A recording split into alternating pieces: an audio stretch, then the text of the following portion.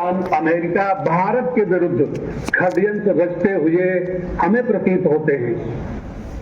लोग न माने, उनके तर्क होंगे, लेकिन मेरा अपना ये दृढ़ मत है कि ये तीनों, भले ही अमेरिका चीन का ट्रेड वार चल रहा है, विश्व की महानतम शक्ति बनने की होड़ लगी है, लेकिन अमेरिका, चीन और पाकिस्तान तीनों मिलकर भारत को इनसर्किल करना चाहते हैं।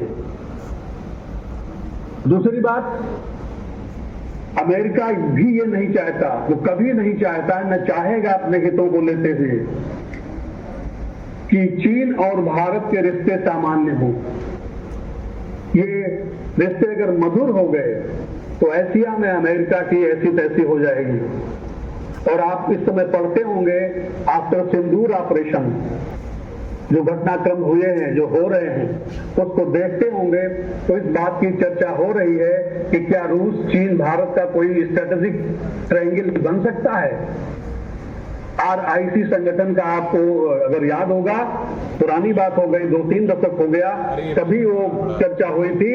आज इसको जीवित करने के लिए ये तीनों देश सोच रहे हैं, लेकिन इसमें भी चीन को लेकर के भारत की चिंताएं बहुत वाजिब हैं और हमें बहुत सतर्कता इससे बरतनी पड़ेगी, क्योंकि वो भरोसेमंद देश तो नहीं है।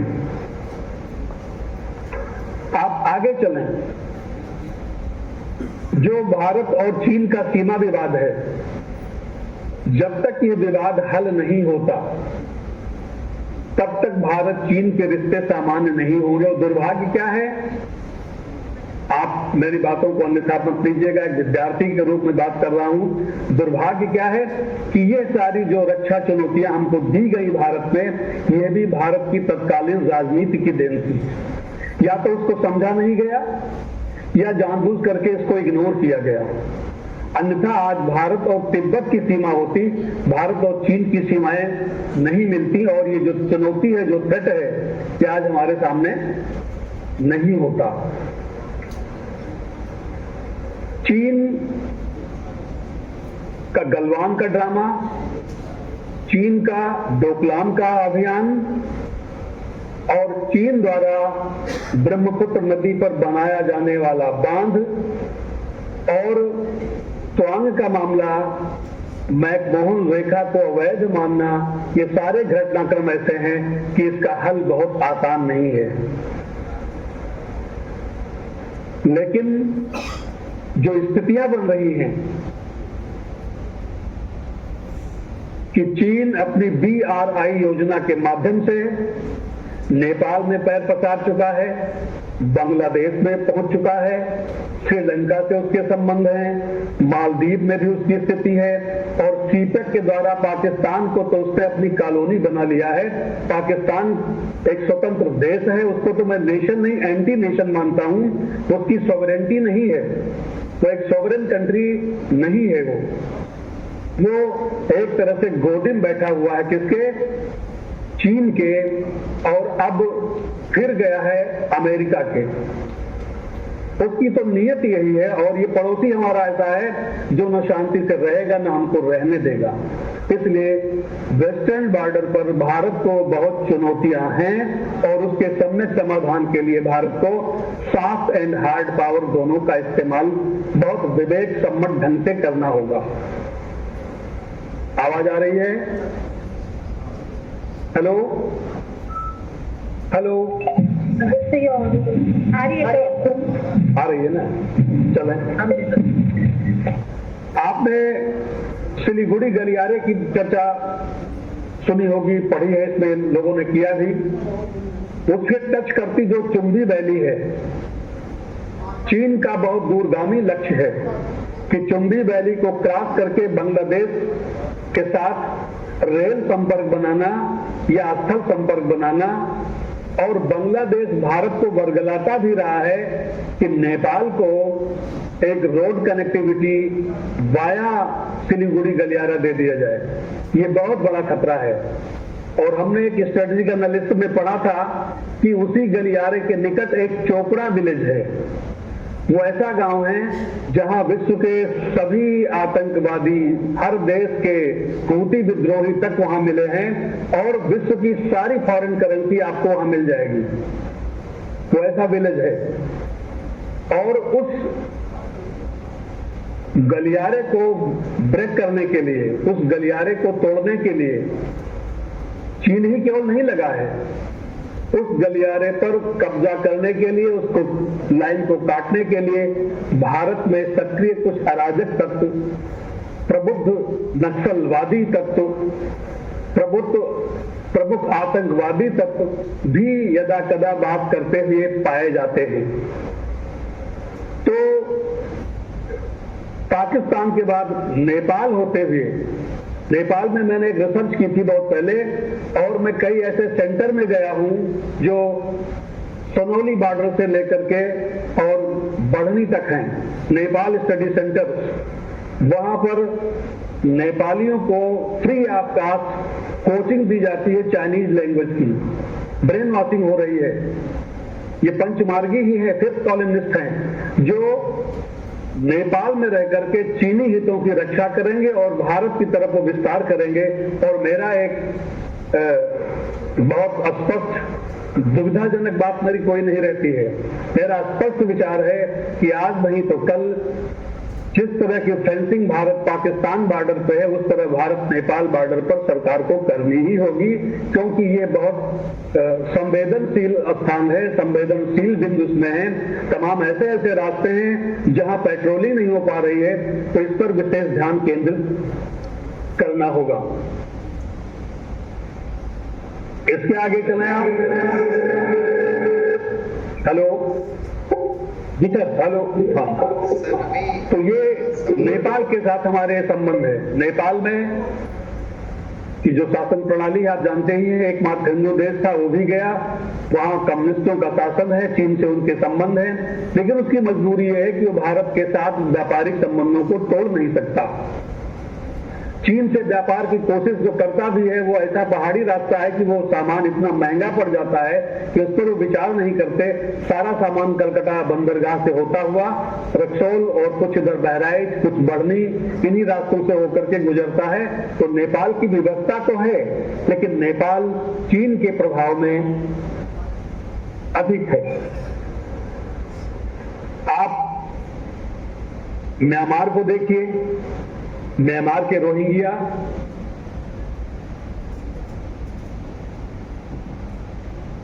म्यांमार के रोहिंग्या, उनका भारत में बढ़ रहा प्रभाव, और म्यांमार में सैन्य शासन, डेमोक्रेसी का अभाव, ये आज ऐसे कारक हैं जो भारत के पड़ोस में इस देश के द्वारा पूरे पूर्वोत्तर क्षेत्र में पैदा किए जा रहे हैं, और अब तो रोहिंग्या पूरे देश में फैल गए हैं। तमाम घटनाएं आप पढ़ रहे होंगे, सरकारें लगी हुई हैं, लेकिन ये बहुत विशाल देश है, बहुत विशाल तंत्र चाहिए, और पंचमार्गी यहाँ भी बहुत हैं। बांग्लादेश का घटनाक्रम आपने देखा, बांग्लादेश जिसको भारत ने जन्म दिया, भारत से उसको बढ़ाया, उसकी आर्थिक समृद्धि की बात की, उसको रेलवे के माध्यम से जोड़ा, उसको रोड के माध्यम से जोड़ा। वो बांग्लादेश भी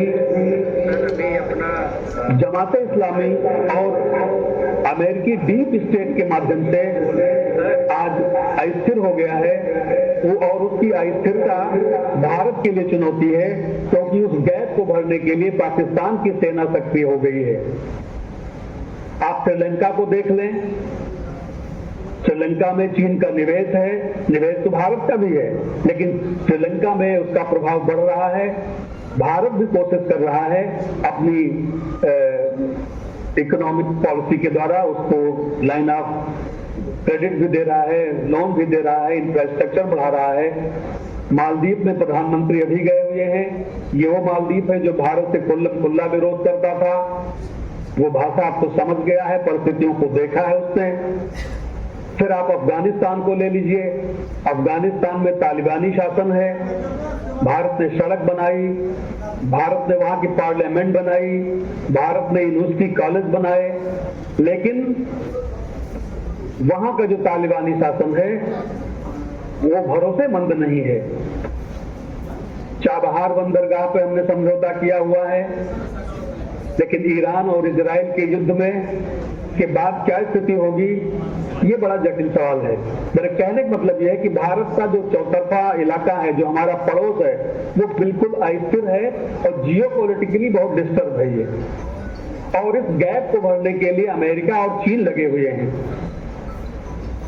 भारत अमेरिकी संबंधों में गतिरोध आया है, तमाम फैक्टर्स हैं जो आपको मालूम है।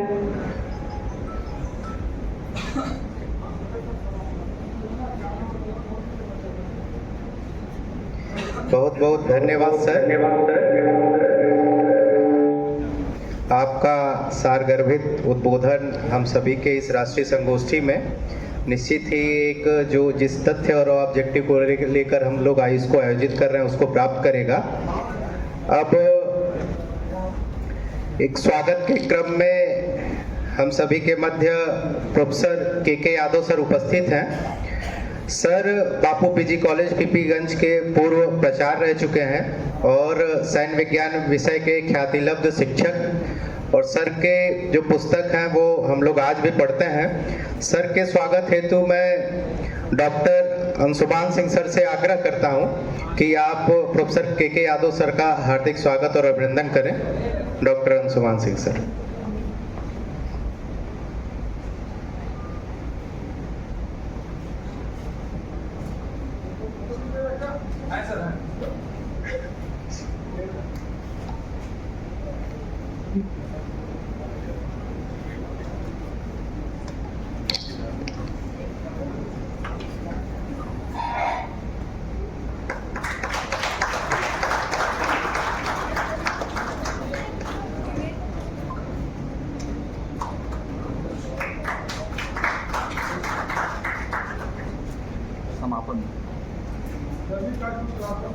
जी, अब अगले वक्ता के रूप में हम सभी के मध्य प्रोफेसर के यादव सर उपस्थित हैं। हम सर को आमंत्रित करेंगे कि सर अपना उद्बोधन हम सभी को प्राप्त करें। सबसे पहले मैं एंजाइटी कमेटी को धन्यवाद देना चाहूँगा जिन्होंने बहुत अच्छा सेमिनार आयोजित किया।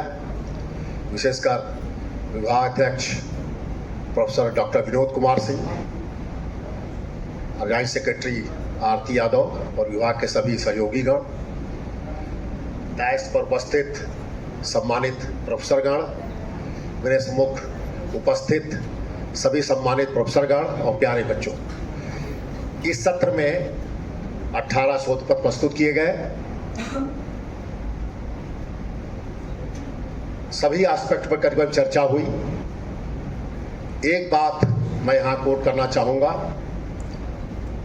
जिस पर ध्यान देने की ज़रूरत है और विद्यार्थियों को शोध करने की ज़रूरत है। एक बात उभर के सामने आई कि चीन, पाकिस्तान, बांग्लादेश, उसके साथ साथ अब नेपाल भी जिस तरीके से भारत के लिए चुनौती बन रहे हैं और ये मिल करके एक चुनौती प्रस्तुत कर रहे हैं, इसके बारे में काफ़ी शोध की संभावनाएं हैं और ये रियली चैलेंज है भारत की सुरक्षा के लिए, ट्रेड के लिए और भारत के विकास के लिए। इस पर ध्यान देने की आवश्यकता है और काम करने की आवश्यकता है।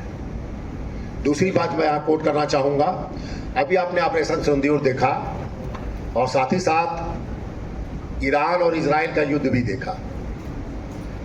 जो बात उभर के सामने आई वो आपने देखा कि ये नॉन मिलिट्री कॉन्टैक्ट वारफेयर हुए, ड्रोन्स, मिसाइल्स के माध्यम से लड़े गए। ये टेक्नोलॉजी थी, टेक्नोलॉजी के माध्यम से ये वारफेयर लड़े गए। इस पर भी ध्यान देने की आवश्यकता है। ये दो बातें मुख्य है जो मैं यहाँ रखना चाहता हूँ। इन्हीं शब्दों के साथ बहुत बहुत धन्यवाद। Thank you very much. धन्यवाद सर। अब मैं हम सभी के मध्य मुख्य वक्ता के रूप में उपस्थित हमारे विभाग के पूर्व आचार्य प्रोफेसर श्रीनिवास मणि त्रिपाठी सर से आग्रह करता हूं कि सर हम सभी के मध्य अपना उद्बोधन प्रस्तुत करें। आदरणीय सर।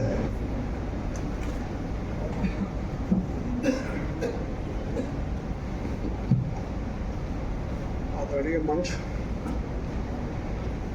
और सभागार में उपस्थित सुधीजन, बातें बहुत हो चुकी हैं और समय की कमी है।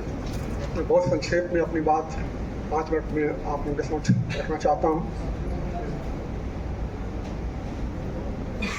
इंडियाज नेबरहुड फर्स्ट पॉलिसी के बारे में सेमिनार आयोजित हो रहा है।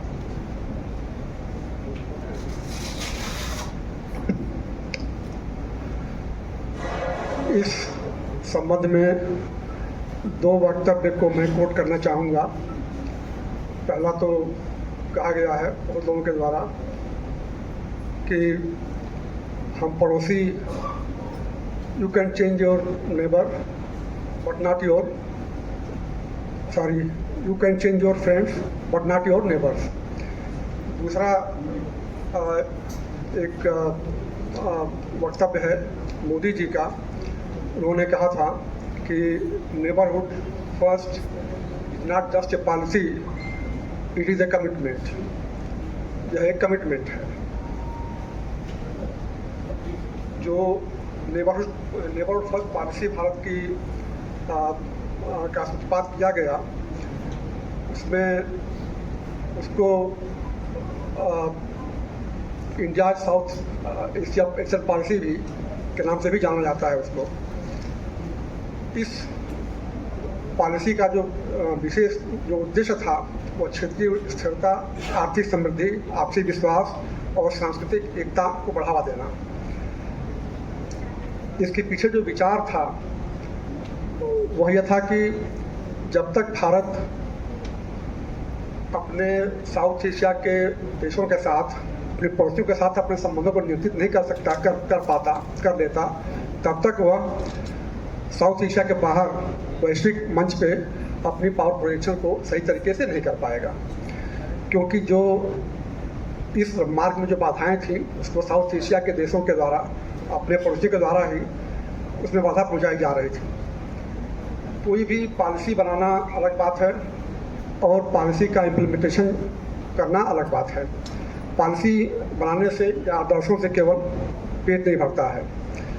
पॉलिसी को इम्प्लीमेंट करने के लिए, क्योंकि हम ये पॉलिसी को चला रहे हैं, इसके बाद भी समस्याएं ख़त्म नहीं हो रही हैं। हमारे जो पड़ोसी हैं वो रह करके हमारे खिलाफ हो जाते हैं। तो इसके लिए 2 चीज़ों की ज़रूरत होती है। पहला तो ये है कि इस देश के पास शक्ति हो, सामर्थ्य हो। शक्ति के जो तत्व हैं आप जानते हैं, आर्थिक शक्ति, सैनिक शक्ति और राजनीतिक शक्ति। मूल रूप से इसके बारे में भारत को कोशिश करनी चाहिए। अगर शक्ति आपके पास है, सामर्थ्य है, तो आपकी बात सुनी जाएगी।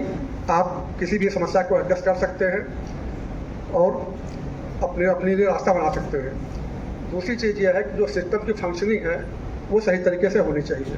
भारत के बारे में जो शिकायतें हैं कि भारत डिलीवरी नहीं कर पाता है, जो प्रोजेक्ट चला रहे हैं अपने पड़ोसी देशों के बीच में ये ज़मीन पर, उसका इम्प्लीमेंटेशन, उसको क्रियान्वयन उसका सही तरीके से समय से नहीं हो पाता है। इसके लिए अपने सिस्टम को ठीक करने की ज़रूरत है। 1959 में गुनार मिडराल ने एक पुस्तक लिखी थी, एशियन ड्रामा। उसमें उन्होंने 3 चीज़ों का उल्लेख किया था। पहला कि लैक ऑफ सोशल डिसिप्लिन। एक ऐसे देश की कल्पना की थी उसमें, ऐसे देशों की जिसमें lack of social discipline, weak implementation of laws और प्रिवेलेंस ऑफ करप्शन। तो हम ये नहीं कह रहे कि भारत एक सॉफ्ट स्टेट था या वीक स्टेट था या वीक स्टेट है, लेकिन ये जो तीनों चीज़ें अभी उन्होंने कहा था, उसकी बहुत सारी चीज़ें भारत में नहीं थी, भारत में देखने को मिलती हैं। तो इसकी वजह से हम अपनी योजनाओं को जो हम अपने पड़ोसी देशों में चलाते हैं उनका सही तरीके से इम्प्लीमेंटेशन नहीं कर पाते हैं।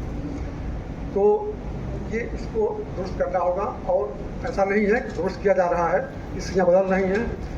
कहा गया है कि 21st सेंचुरी एशिया की है और जैसे 19th सेंचुरी ब्रिटेन की थी, 20th सेंचुरी अमेरिका की थी, तो 21st सेंचुरी जो है वो एशिया की है। और इसके पीछे हमारे एशिया में जो 2 महत्वपूर्ण शक्तियाँ हैं, चाइना और भारत। तो चाइना को हम छोड़ दें, लेकिन भारत के पास वो पोटेंशियल है, वह क्षमता है, और हमारे पास इकोनॉमिक ग्रोथ आज हम तेज़ी से बढ़ रहे हैं। विश्व में सबसे आगे हमारी इकोनॉमिक ग्रोथ है। डेमोग्राफिक डिविडेंड हमारा बेहतर है। 65% की आबादी ऐसे लोगों की है भारत में, गाँव की, जो 35% से कम है। तो डेमोग्राफिक डिविडेंड भी हमारे पास है। कल्चरल इन्फ्लुएंस भी हमारा बेहतर हुआ है, हम उसका उपयोग भी कर रहे हैं। सॉफ्ट पावर का उपयोग हम कर रहे हैं, और जो पॉलिटिकल सिग्निफिकेंस भी हमारा है। तो भारत खड़ा हो रहा है, तेजी से आगे बढ़ रहा है, स्थितियाँ बदल रही हैं। या 21वीं सेंचुरी का भारत है, बदलता भारत है, वाइब्रेंट भारत है, यह आत्मनिर्भरता की राह पर तेजी से अग्रसर हो रहा है। वैश्विक मंचों पर अपनी सक्रिय भागीदारी निभा रहा है, चाहे G20 हो, चाहे ब्रिक्स हो, या CO हो, क्वाड हो, एशियान हो, सभी मंचों पे भारत में ट्रांसपेरेंसी बढ़ी है, डिजिटल क्रांति आई है। हमारी जो डिप्लोमेसी और प्रोएक्टिव डिप्लोमेसी की तरफ हम बढ़ रहे हैं। Soft power diplomacy, culture diplomacy, सुरक्षा से कोई समझौता नहीं, इन पे हम चल रहे हैं। टेररिज्म के मामले पे हम जो टॉलरेंस पे चल रहे हैं। हम मल्टी अलाइनमेंट की पार्टी पे चल रहे हैं कि हमारा दुनिया में कोई शत्रु नहीं है और सभी हमारे मित्र हैं। हम सभी देशों के साथ अपने सुरक्षा हितों की पूर्ति के लिए हम काम कर रहे हैं। हम 8 में 8 लोगों के बात कर रहे हैं आज। तो इस तरह से भारत आज तेजी से स्थितियाँ बदल रही हैं, और हमारी जो नेबरहुड फर्स्ट पॉलिसी है उसके क्रियान्वयन के लिए भी और उसके उद्देश्यों को प्राप्त करने के लिए तेजी से आगे बढ़ रहे हैं। और आज हमारा संबंध पड़ोसियों के साथ है, वो केवल रणनीतिक और आर्थिक पहलुओं तक सीमित नहीं है, बल्कि भारत की सांस्कृतिक विरासत, लोकतांत्रिक मूल्यों, ऐतिहासिक संबंधों और मानवीय सहायता के माध्यम से रिश्तों को बनाने के लिए हम प्रयास कर रहे हैं। तो कुल मिला करके स्थितियाँ बदलनी हैं, और भारत तेजी से एक क्षेत्रीय शक्ति के लिए, एक वैश्विक मंच पर भूमिका निभाने के लिए, अपनी आकांक्षाओं को पूरा करने के लिए तेजी से आगे बढ़ रहा है। धन्यवाद।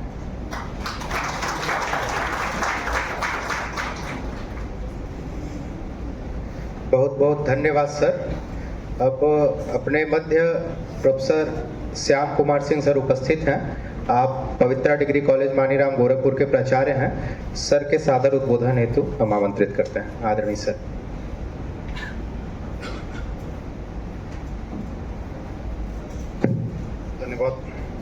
धन्यवाद अरुण शुभम।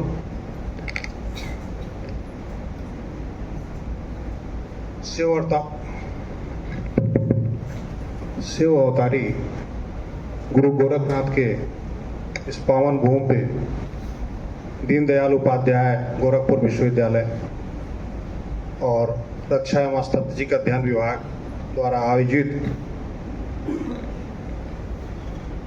ICWA द्वारा आर्थिक रूप से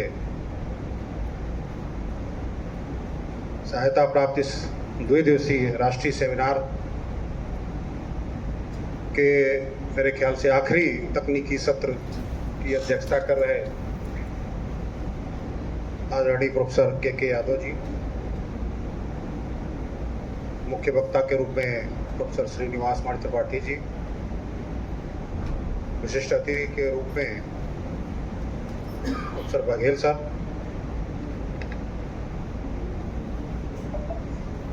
मैं समझता हूं कि ये सेमिनार जो है अपनी पूरी सफलता के साथ पूरा हो रहा है। जो हम लोगों ने देखा, ये समझ में आया, जो निकल के आया कि इस जो सेमिनार का जो शीर्षक है इंडियाज नेबरहुड फर्स्ट पॉलिसी, इसकी ज़रूरत क्या है, क्यों वर्तमान संदर्भ में, वर्तमान वैश्विक परिदृश्य में कोई भी देश अलग थलग नहीं रह सकता। उसको अपने संबंधों को बनाना ही पड़ेगा, वैदेशिक संबंधों को, और सबसे ज़रूरी है कि अपने निकटस्थ पड़ोसी देशों के साथ संबंध बनाना।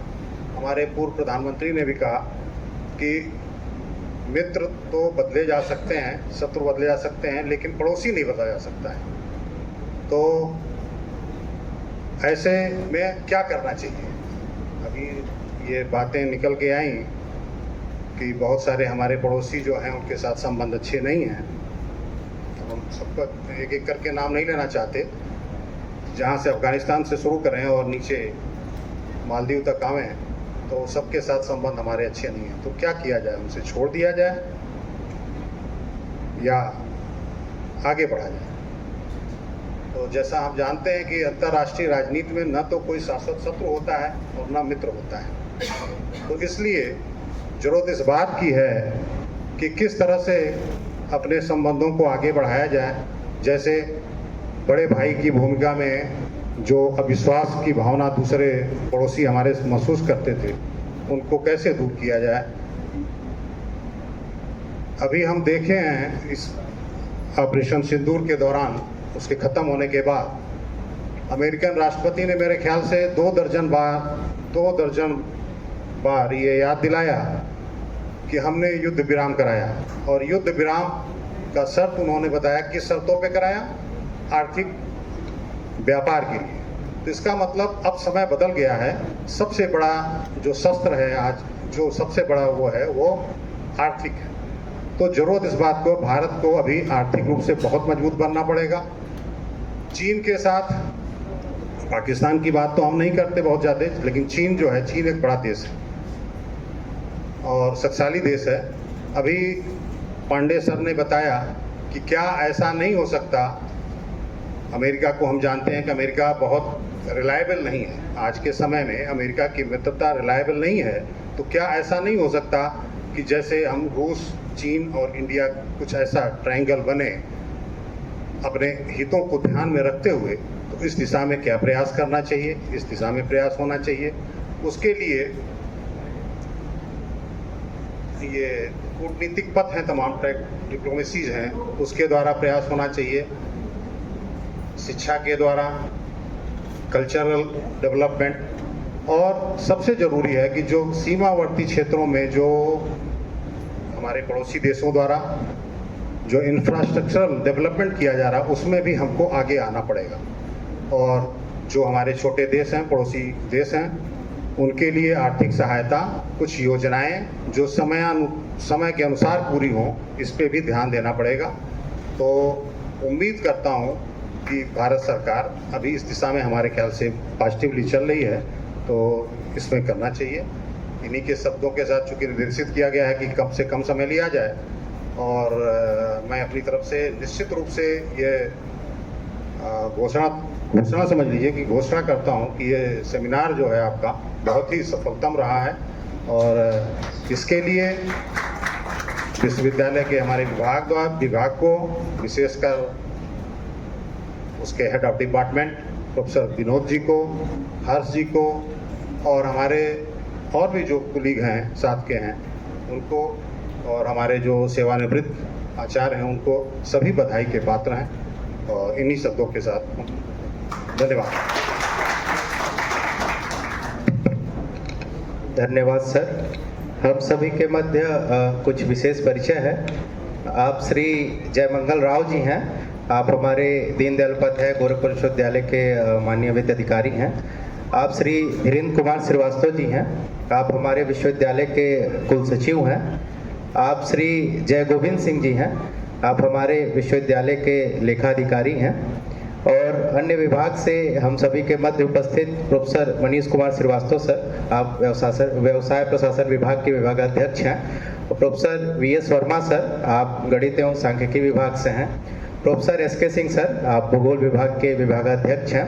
प्रोफेसर दिनेश यादव सर, आप रिसर्च एंड डेवलपमेंट जो हमारा सेल है उसके आप गोरखपुर विश्वविद्यालय के डायरेक्टर हैं। से सभी का हार्दिक स्वागत और अभिनंदन। और इस तकनीकी सत्र के अध्यक्षीय उद्बोधन हेतु मैं प्रोफेसर आरबीएस बघेल सर को आमंत्रित करना चाहूँगा। Sir Lal Bahadur Shastri PG college Gonda के पूर्व कृतकार आचार्य और वर्तमान में मां पाटेश्वरी विश्वविद्यालय बलरामपुर के माननीय कार्य परिषद एवं विद्या परिषद के सदस्य हैं। इसी के साथ मैं सर को आमंत्रित करता हूँ। आदरणीय सर।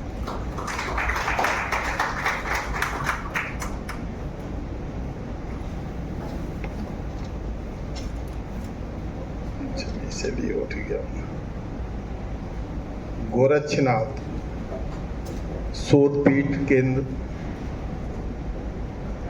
के इस महत्वपूर्ण स्थान पर आयोजित रक्षा एवं स्ट्रैटेजिक अध्ययन विभाग के द्वारा राष्ट्रीय सेमिनार जो अपनी संपूर्णता की ओर धीरे धीरे अग्रसर हो रहा है, मैं एक बार विभाग के विभागाध्यक्ष प्रोफेसर विनोद कुमार सिंह और सभी विद्वतजन प्रोफेसरों और शोध अध्येताओं को इस बात के लिए धन्यवाद देता हूं कि उन्होंने अपनी महत्वपूर्ण उपस्थिति के द्वारा आज के इस सेमिनार को सफल बनाने में अपना योगदान दिया। मंचासीन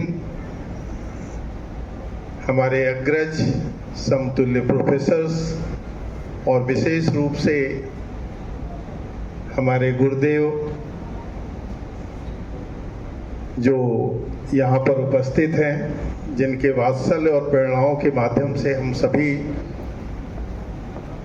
को आज इस स्थिति तक पहुंचने और अपने उद्बोधन को आपके सम्मुख रखने का अवसर प्राप्त हो रहा है। आज का यह महत्वपूर्ण विषय जिस पर यह सेमिनार आयोजित किया गया, भारत के पड़ोसी राष्ट्रों के प्रति प्रथम नीति, चुनौतियां और विकल्प। मैं सबसे पहले अपनी बात को स्वतंत्रता के पश्चात के भारतीय राष्ट्रीय नीति के संदर्भ में उन तथ्यों पर आधारित करके स्पष्ट करने का प्रयास करूंगा। परस्पर विरोधी गुटों में बंधे बिना सभी राष्ट्रों के प्रति मैत्रीपूर्ण संबंधों को स्थापित करना शायद हमारी विदेश नीति का एक वैशिष्ट्य रहा हो। कालांतर में सभी राष्ट्रों की, जिसको आप कहते हैं संप्रभुता का सम्मान करना, अनाक्रमण की नीति को प्रभावी बनाना, शांतिपूर्ण सहअस्तित्व के साथ अपने सभी राष्ट्रों के लिए संबंधों को तलाशना शायद हमारी प्राथमिकता रही है। आप ये जानते हैं कि स्वतंत्रता के पश्चात के सीमित समय अवधि में ही हमें बहुत सी चुनौतियों का सामना करना पड़ा। 1947-48 कबायलियों का आक्रमण, 1962 भारत चीन युद्ध, 1965 भारत पाकिस्तान युद्ध, 1971 बांग्लादेश या पूर्वी पाकिस्तान के साथ युद्ध और बांग्लादेश का अभ्युदय, और एक और चुनौती जो दक्षिणी एशिया में 1962 के युद्ध में पराजय के साथ ही हमारे सम्मुख उत्पन्न हुई, जिसे हम चीन के द्वारा परमाणु विस्फोट को अंजाम देकर निश्चित रूप से दक्षिणी एशिया में शक्ति संतुलन को परिवर्तित करने का प्रयास किया गया। प्रश्न उठता है कि भारत की नीति क्या हो। यहाँ पर मुझे यह बताने की आवश्यकता होनी चाहिए कि भारत की नीति के सामने दो प्रमुख चुनौतियां थी। दीवार पर लगी हुई घड़ी और उसके पेंडुलम को अगर आप ध्यान से देखें, जो दोनों तरफ घूमता रहता है, एक तरफ गांधी का सत्य और अहिंसा का देश, और दूसरी तरफ वही पेंडुलम जब दूसरी तरफ जाता है तो शत्रु को मुंहतोड़ जवाब देने के लिए अत्याधुनिक भारत की संकल्पना। पेंडुलम दो प्रमुख बिंदुओं के बीच में घूमता रहता है। हमारे सामने चुनौती थी कि क्या सत्य और अहिंसा के गांधी के देश की तरह हम अपनी परंपराओं और मान्यताओं को स्थापित रखें, या दूसरी तरफ शत्रु को मुंहतोड़ जवाब देने के लिए हमें अपनी सेना के आधुनिकीकरण की आवश्यकता को समझने की जरूरत होनी चाहिए। आपको यह जानकर आश्चर्य होगा, 1974 पोखरण विस्फोट की घटना के साथ हमारा आत्मविश्वास बढ़ा और हमने अपने पड़ोसियों के साथ एक स्थिर मानसिकता और क्षेत्रीय विकास को प्राथमिकताओं के आधार पर स्थापित करने के लिए एक दिशा प्रदान किया। लेकिन हमारे हर प्रयास को हमारे पड़ोसी देशों ने शंका और आक्रामकता के साथ जोड़ने का प्रयास किया, जो हमारे लिए एक बड़ी चुनौती थी। मैं समझता हूं कि दुनिया में शायद ही कोई दूसरा एक ऐसा देश होगा जो परमाणु सामर्थ्यता को प्राप्त करने के पश्चात शस्त्रों के निर्माण की प्रक्रिया में सम्मिलित न हुआ हो। बार बार हमारी नीतियों को लेकर हमारे सामने जो बहुत से प्रश्न उत्पन्न किए गए, वाजपेयी जी ने 1998 पोखरण द्वितीय घटना को अंजाम देकर हमारी उस विश्वसनीयता को स्थापित किया। अब मैं सीधे, चूंकि समय कम दिया गया है बोलने के लिए, मैं सीधे वर्तमान परिस्थितियों के संदर्भ में आपके साथ बातचीत करने की कोशिश कर रहा हूं। हमारी जो सबसे बड़ी चुनौती है पड़ोसी राष्ट्रों के साथ, आप देखिए पूर्वी पाकिस्तान या पश्चिमी पाकिस्तान, जिसको हम पाकिस्तान और बांग्लादेश के नाम से जानते हैं, राजनीतिक अस्थिरता का क्षेत्र। और आप ये जानते हैं सुरक्षा के लिए सबसे बड़ा जो खतरा वर्तमान परिस्थितियों के संदर्भ में हमें समझ में आता है, क्योंकि नाकाम सरकारें अपने जनता के विश्वास को स्थापित करने के लिए अनधिकृत रूप से किसी भी देश के विरुद्ध आक्रामकता को थोपने का प्रयास कर सकती हैं। ऑपरेशन सिंदूर उसका मात्र एक उदाहरण है। और यह कहना गलत नहीं होगा कि यह पहली घटना है और इन घटनाओं के बाद, या यूं कह लीजिए कि ये पहली और अंतिम घटना है और भारत को शायद इस प्रकार के दंश को दोबारा झेलने की आवश्यकता न हो।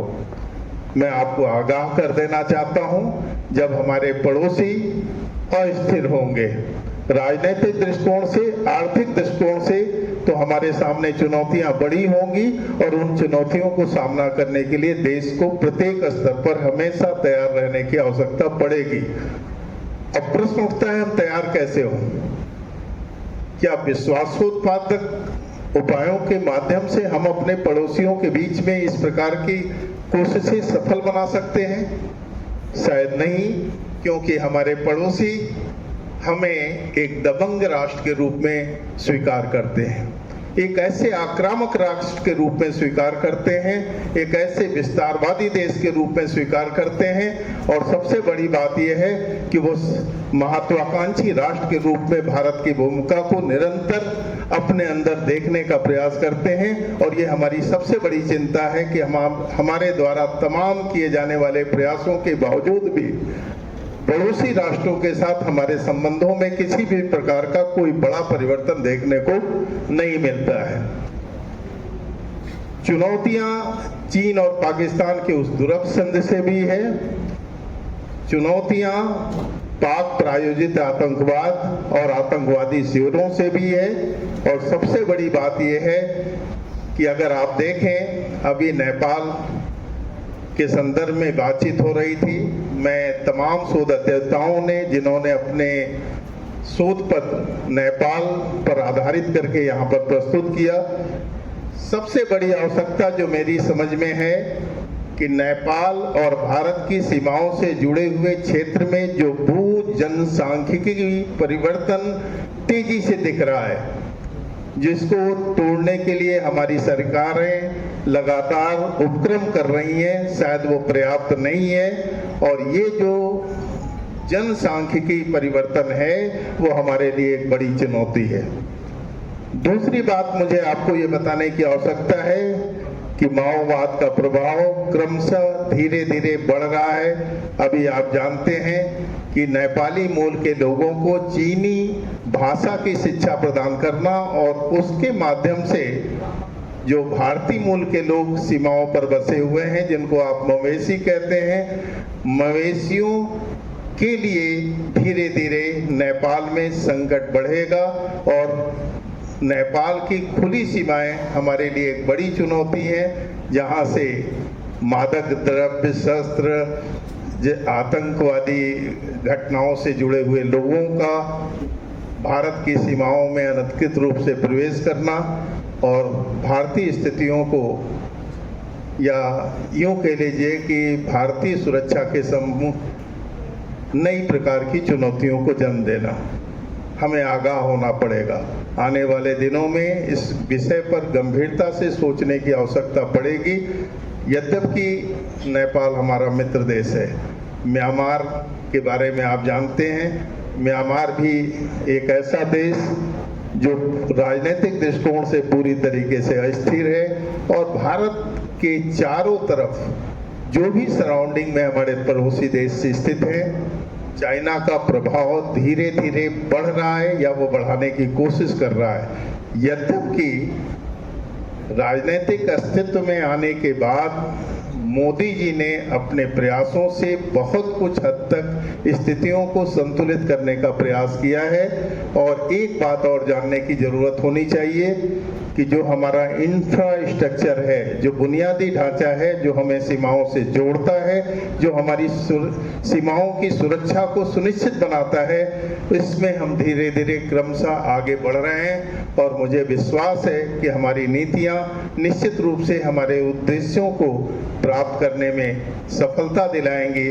आज का यह सेमिनार इन अर्थों में बहुत महत्वपूर्ण है क्योंकि जब हमारे पड़ोसी राष्ट्रों के साथ संबंध अच्छे नहीं होंगे तो सुरक्षा के वैकल्पिक जो हमारे प्रश्न हैं और भारत को एक अभ्युदय शक्ति के रूप में देखने की जो हमारी इच्छा शक्ति है, जो हम लोग ये देख रहे हैं कि भारत दुनिया का वह महान देश होगा, ऐसी वैश्विक शक्ति बनेगा जिसको दुनिया स्वीकार करेगी, तो हम सभी लोगों को मिलकर इस दिशा में प्रयास करने की आवश्यकता है।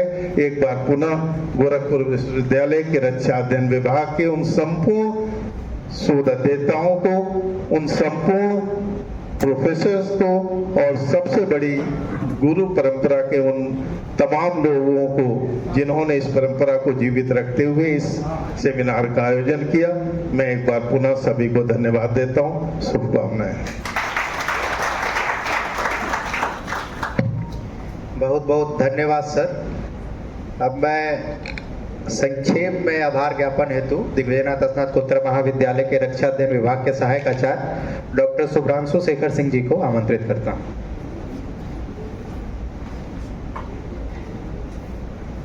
धन्यवाद हर्ष। आज का यह जो सत्र चला वो हाइब्रिड मोड में रहा, ऑफलाइन और ऑनलाइन दोनों में शोधकर्ता और वक्ताओं ने इसमें सहभाग किया। आज के कार्यक्रम की अध्यक्षता कर रहे हैं RBS Baghel sir, LBS PG college Gonda. आपका आयोजन समिति रक्षा एवं स्ट्रैटेजिक अध्ययन विभाग की तरफ से मैं हार्दिक आभार एवं कृतज्ञता ज्ञापित करता हूं। साथ ही आज के कार्यक्रम के विशिष्ट अतिथि प्रोफेसर श्याम सिंह सर, प्राचार्य पवित्रा डिग्री कॉलेज मानीराम गोरखपुर, आपका भी आयोजन समिति एवं रक्षा एवं स्ट्रैटेजिक अध्ययन विभाग की तरफ से मैं हार्दिक आभार एवं कृतज्ञता ज्ञापित करता हूं कि आप अपने समय में से बहुमूल्य समय निकाल करके और आपने अपना विचार हमारे समक्ष रखा। साथ ही आज के कार्यक्रम के मुख्य अतिथि प्रोफेसर के यादव सर, पूर्व प्राचार्य बापू पीजी कॉलेज पीपीगंज, आपका भी आयोजन समिति तथा रक्षा एवं स्ट्रैटेजिक अध्ययन विभाग की तरफ से हार्दिक आभार एवं कृतज्ञता ज्ञापित करता हूं। आज के कार्यक्रम के मुख्य वक्ता प्रोफेसर श्रीनिवास मणि त्रिपाठी सर, अवकाश प्राप्त रक्षा एवं स्ट्रैटेजिक अध्ययन विभाग, दीनदयाल उपाध्याय गोरखपुर विश्वविद्यालय गोरखपुर, आपका भी आयोजन समिति तथा विभाग की तरफ से मैं हार्दिक आभार ज्ञापित करता हूं। साथ में ऑनलाइन मोड में हमारे साथ जुड़े हुए आरएस पांडे सर को, उनका भी मैं हार्दिक आभार एवं कृतज्ञता ज्ञापित करता हूं कि वो अपना समय दिए। इसके साथ ही बहुत सारे शोधार्थियों ने यहाँ पे शोध पत्र प्रस्तुत किए। शिवांगी, नीलेश, दुर्गा शंकर, युवराज जी, निधि, सी अल्विन, सोनू, दीपक, डॉक्टर अमित, ऑनलाइन मोड वाले, ऑनलाइन मोड से में जिन्होंने शोध पत्र प्रस्तुत किया, सुभर्थ रे, मोहम्मद नवाज शरीफ, अखिलेश त्रिपाठी, मैक्सिम सिन्हा, डॉक्टर प्रताप सिंह, गुरमीत सिंह, आशा कुमारी मिस्त्री, मोहन सिंह धड़कर, डॉक्टर सुनील कुमार, आप सभी का भी आयोजन समिति तथा रक्षा एवं स्टैटिक अध्ययन विभाग की तरफ से मैं हार्दिक आभार ज्ञापित करता हूं। साथ ही यहाँ पर प्रस्तुत विभिन्न विषयों के विद्वान, प्रोफेसर एवं हमारे छात्र छात्राएं, शोधार्थी, आप सभी का भी हार्दिक आभार ज्ञापित करता हूं कि आपने हमारे यहाँ के विद्वानों को बातों को धैर्यपूर्वक सुनना।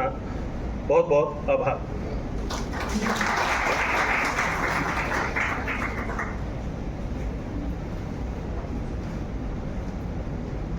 धन्यवाद सर।